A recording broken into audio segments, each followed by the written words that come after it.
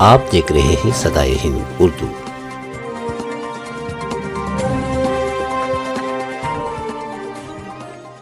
مرحوم بزرگ شاعر وہ کہتے ہیں کہ فکر و احساس کی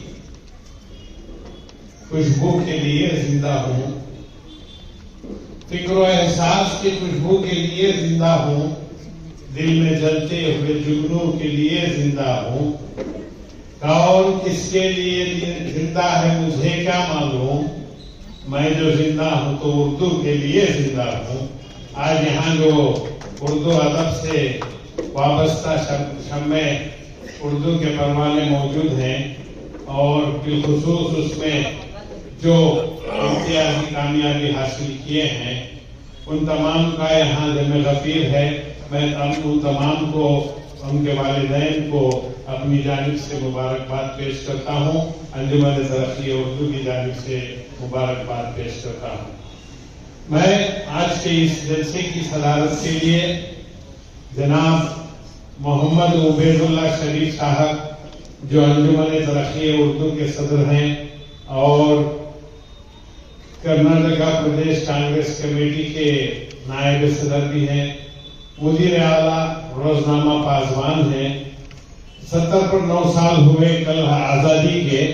اسی طریقے سے کل اسی برابر 1 سال پہلے پاسبان کی ابتدا ہوئی تھی، اس کے 80 سال پورے ہوئے ہیں۔ اردو اخبار جو 80 سال سے چل رہا ہے اس کے مدیر ہیں جناب محمد عبید اللہ شریف صاحب۔ اور اس کے بعد میں جو ہے آج کے ہمارے مہمان اعزازی جناب منصور علی خان صاحب، ان کو دل کی گہرائیوں سے، زمین قلب سے ان کا استقبال کرتا ہوں۔ آپ تمام کے لیے یہ نام کوئی نیا نام نہیں ہے۔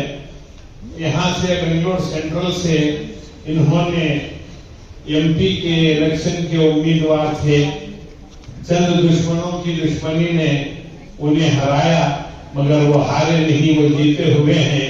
یہ ثابت کر دیا، راہل گاندھی نے اس بات کو ثابت کر دیا کہ ہمارے جو منصور علی خان ہیں بنگلور سینٹرل سے ہارے نہیں ہیں، ان کے ساتھ یہاں دھوکہ ہوا۔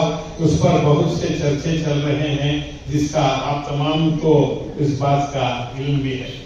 میں جناب منصور علی صاحب بہتر کا مزید کر رہا ہوں۔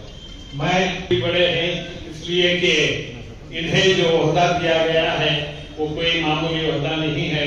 آل انڈیا کانگریس کمیٹی کے غالباً یہ ہمارے کرناٹک اسٹیٹ سے پہلے سے